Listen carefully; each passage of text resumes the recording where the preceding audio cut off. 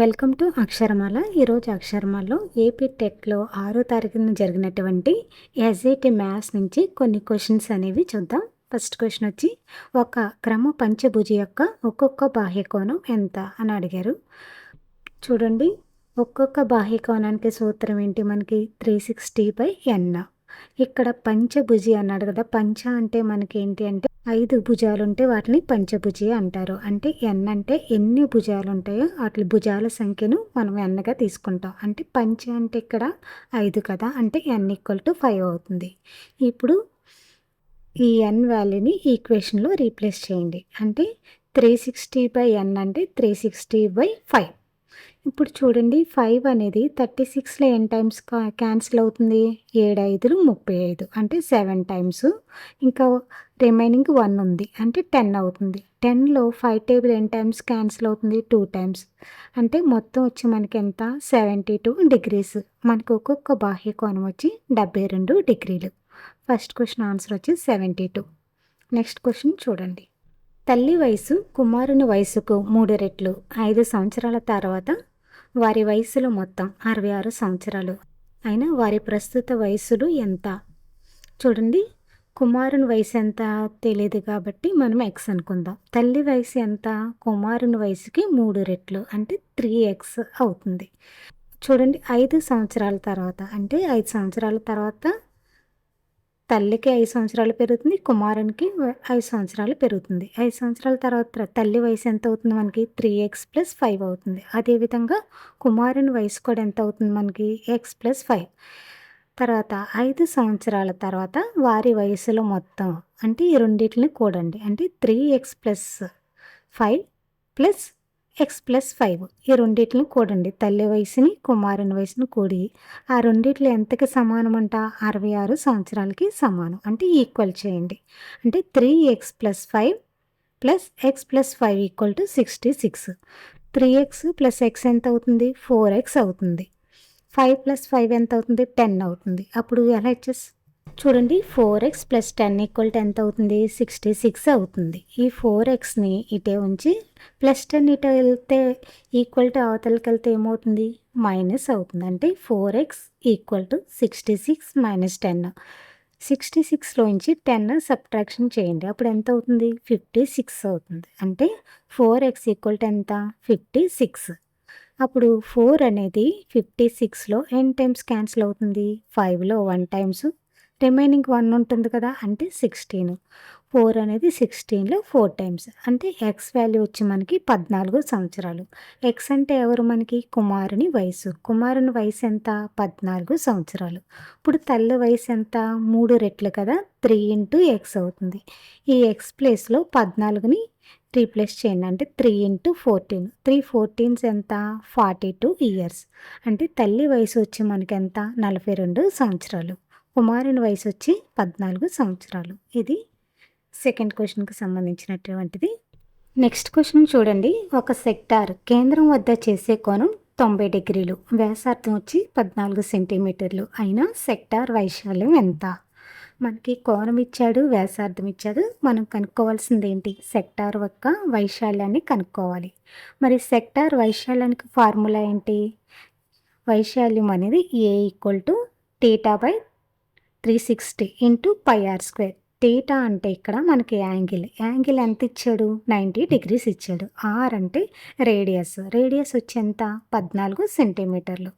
ఇప్పుడు ఈ వాల్యూస్ని ఫార్ములాలో రీప్లేస్ చేయండి. అంటే A వైశాల్యం = 90/360 ఇంటూ పై అంటే ఎంత? 22/7 ఇంటూ r² అంటే 14 × 14. ఇప్పుడు ఏమైనా క్యాన్సిల్ అయితే క్యాన్సిల్ చేయండి.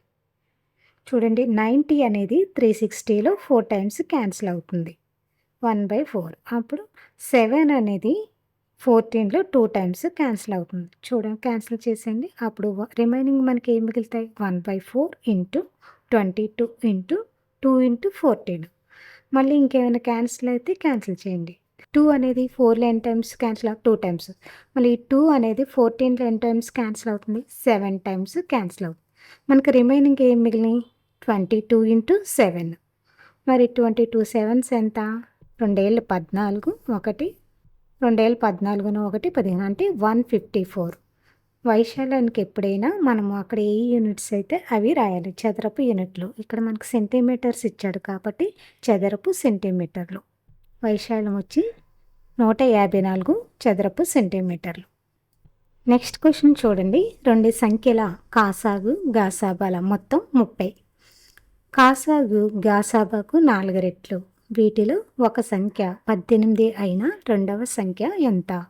చూడండి, కాసాగు ఎంత తెలీదు, గాసాబా కూడా తెలీదు. గాసాబా అనేది మీరు ఎక్స్ అనుకోండి.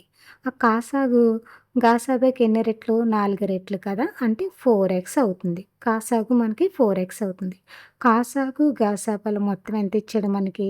30 కదా. కాసాగు ఎక్స్ ప్లస్ గాసాబా అంటే 4x. ఆ రెండింటిని కూడి 30కి ఈక్వల్ చేయండి. అంటే x plus 4x equal to 30 అవుతుంది. ఎక్స్ ప్లస్ 4x అంటే ఎంత?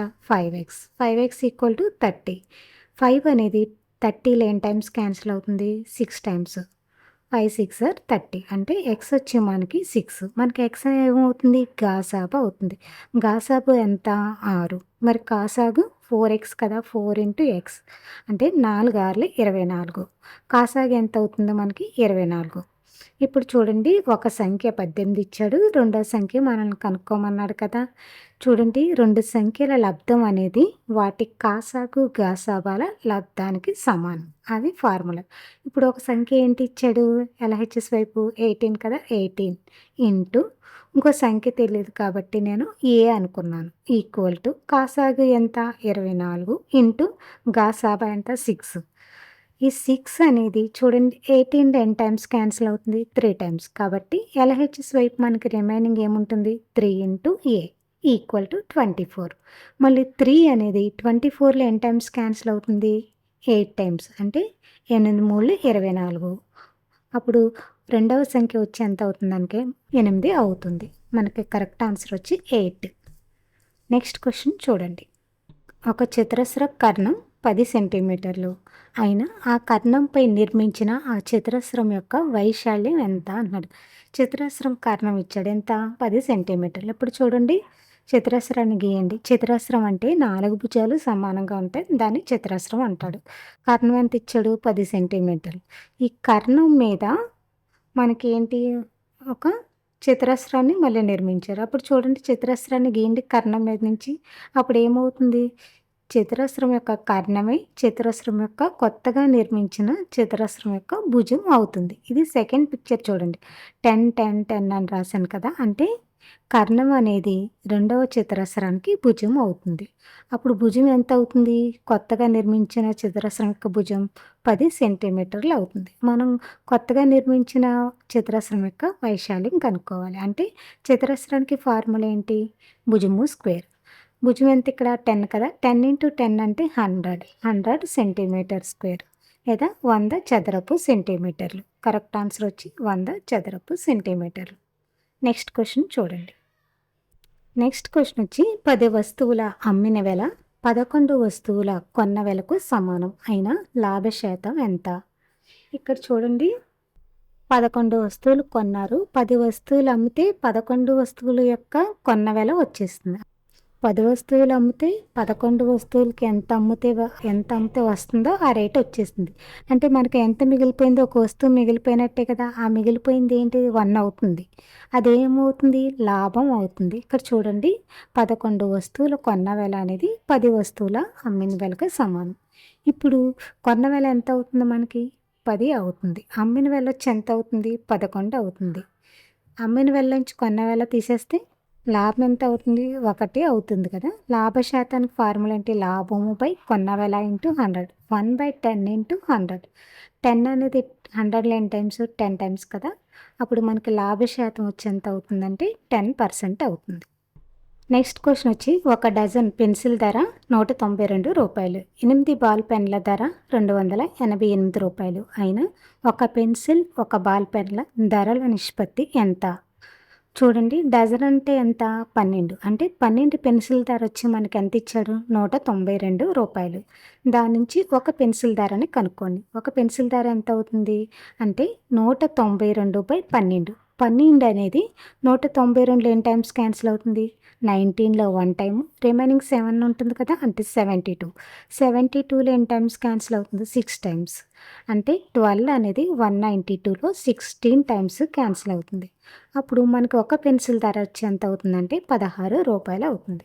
అదేవిధంగా చూడండి, 8 బాల్ పెన్ల ధర వచ్చి మనకి ఎంత ఇచ్చాడు? రూ. 288. మనకు కావాల్సింది ఎంత? ఒక బాల్ పెన్ కదా, అంటే ఒక బాల్ పెన్ ధర ఎంత? 288/8. ఇప్పుడు క్యాన్సిల్ చేయండి.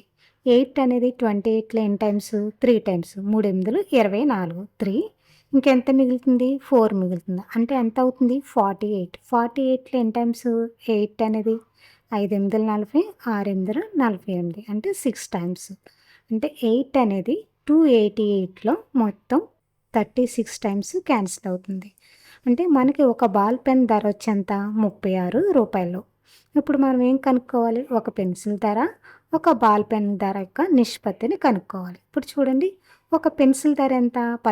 రూ. 16. 16 ఒక బాల్ పెన్ ధర ఎంత? 36 రూపీస్. అంటే 16:36. ఇప్పుడు రెండిట్లో కామన్గా ఏ టేబుల్ క్యాన్సిల్ అవుతుందో అది క్యాన్సిల్ చేయండి. 4 టేబుల్ అనేది రెండిట్లో క్యాన్సిల్ అవుతుంది. అంటే 4 అనేది 16లో ఎన్ని టైమ్స్? 4 టైమ్స్. 4 4 16. 36లో 9. అంటే 4:9. మనకు కరెక్ట్ ఆన్సర్ వచ్చి ఒక పెన్సిల్, ఒక బాల్ పెన్ల ధర లెక్క నిష్పత్తి వచ్చి 4:9. కరెక్ట్ ఆన్సర్ వచ్చి 4:9. నెక్స్ట్ క్వశ్చన్ చూడండి. x:y = 5:8 అయినా 5x + 3y 3x - y విలువ ఎంత అన్నాడు. అంటే x వాల్యూ మనకి 5 ఇచ్చాడు. x:y అంటే ఏంటి? ఇక్కడ x, y వాల్యూలు ఇచ్చినట్టు. అంటే x ప్లేస్లో 5ని రీప్లేస్ చేయాలి, y ప్లేస్లో 8ని రీప్లేస్ చేయాలి. ఇప్పుడు చూడండి, 5x + 3yలో x, y వాల్యూని రీప్లేస్ చేయండి. 5 × x అంటే 5 × 5 + 3 × y. y అంటే ఎంత? 8 కదా. 3 × 8 3x. 3x అంటే 3 × 5 - y అంటే 8. ఇది -8. ఇప్పుడు చూడండి, 5 5s ఎంత? 25 + 3 8s 24.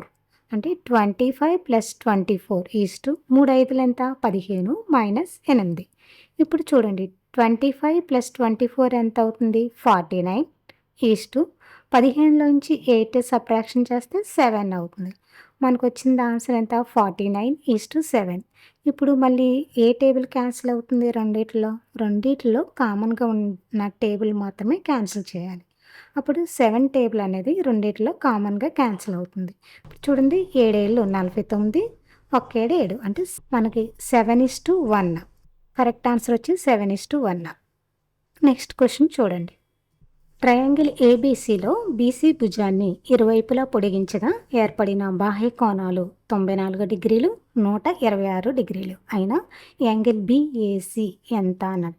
ఏ వద్ద కోణం ఎంత ఉంటుంది అని అడుగుతున్నారు. చూడండి, ఒక త్రిభుజాన్ని తీసుకోండి, ట్రయాంగిల్ ఏబీసీ. ఇప్పుడు బీసీ భుజాన్ని పొడిగించాలి. ఇంకో ట్రయాంగిల్ అంటే బీసీని పొడిగించండి రెండు వైపులా. చూడండి, బీసీ భుజాన్ని పొడిగించినప్పుడు ఏర్పడిన బాహ్య కోణాలు ఏంటి? బి వద్ద 94 డిగ్రీలు, సి వద్ద 126 డిగ్రీలు. ఇప్పుడు చూడండి, ఇది ఒక సమాంతర రేఖలాగా ఉంది కదా. అంటే బి దగ్గర కోణం చూడండి, మొత్తం ఎంత అవుతుంది?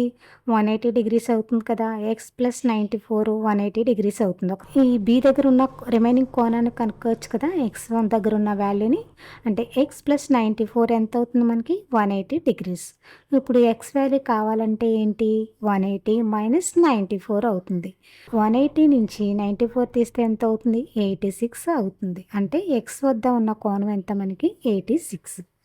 మీకు ఇలా నేను అర్థం అవ్వాలని వేసాను. ఇది ఒక స్ట్రైట్ లైన్ లాగా ఉంది కదా. స్ట్రైట్ లైన్ ఇక్కడ మొత్తం కోణం ఎంత అవుతుందంటే ఎక్స్ + 94 180 డిగ్రీస్ అవుతుంది. డైరెక్ట్గా మీరు చేసేయచ్చు. అలాగే సి వద్ద కూడా చూడండి, ఒక సరళ రేఖ లాగా ఉంది కదా. అప్పుడు కూడా ఎలాగవుతుంది? y + 126 అనేది 180 డిగ్రీస్ అవుతుంది. y వాల్యూ కావాలంటే మనకి 180 నుంచి +126 అలా ఇటు వెళ్తే -126 అవుతుంది. అంటే 180 - 126 అంటే ఎంత? 54 డిగ్రీస్. అంటే సి వద్ద కోణం లేదా y = ఎంత? 54 డిగ్రీస్. మనం కనుక్కోవాల్సింది ఏంటి? యాంగిల్ బీఏసీ అంటే ఏ వద్ద కోణం ఎంత అన్నాడు. ఒక త్రిభుజంలో 3 కోణాలు మొత్తం ఎంత? 180 డిగ్రీస్. అంటే x plus y plus a equal to 180 degrees. X అంటే 86, వై అంటే 54 ప్లస్ ఏ తెలియదు కాబట్టి ఏ అలాగే ఉంచండి ఈక్వల్ టు 180. ఇప్పుడు 86 ప్లస్ 54 ఎంత అవుతుంది? 140 డిగ్రీస్ అవుతుంది. అంటే ఏ ప్లస్ 140 ఈక్వల్ టు 180 డిగ్రీస్. ఈ ప్లస్ 140ని ఈక్వల్ టు అవతలకి తీసుకెళ్ళండి. అప్పుడు ఏమవుతుంది? -140 అవుతుంది. అప్పుడు ఏ ఈక్వల్ టు 180 మైనస్ 140. 180లోంచి 140 సబ్ట్రాక్షన్ చేస్తే ఎంత అవుతుంది? 40 డిగ్రీస్ అవుతుంది. అంటే ఏ వాల్యూ వచ్చి మనకి 40 డిగ్రీస్. దేర్ఫోర్ యాంగిల్ బిఏసి ఏ వద్ద ఉన్నటువంటి కోణం ఎంత అంటే 40 డిగ్రీలు. నెక్స్ట్ క్వశ్చన్ చూడండి. x-3 కారణాంకము లేనిది ఏది అని అడిగారు.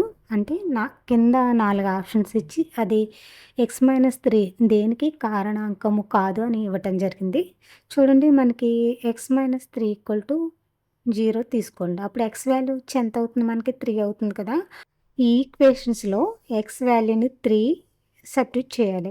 ఏదైతే మనకి ఈక్వేషన్ అనేది నాట్ ఈక్వల్ టు 0 అవుతుందో అదే మనకి కారణాంకం కానీ ఈక్వేషన్ అవుతుంది. ఎక్స్ ఈక్వల్ టు 3 పెట్టినప్పుడు మీకు 0 అయ్యిందనుకోండి, అది ఈ x-3 అనేది ఆ ఈక్వేషన్కి కారణాంకం అవుతుంది. ఒకవేళ 0 అవ్వలేదంటే ఆ ఈక్వేషన్కి ఇది x-3 అనేది కారణాంకం కాదు.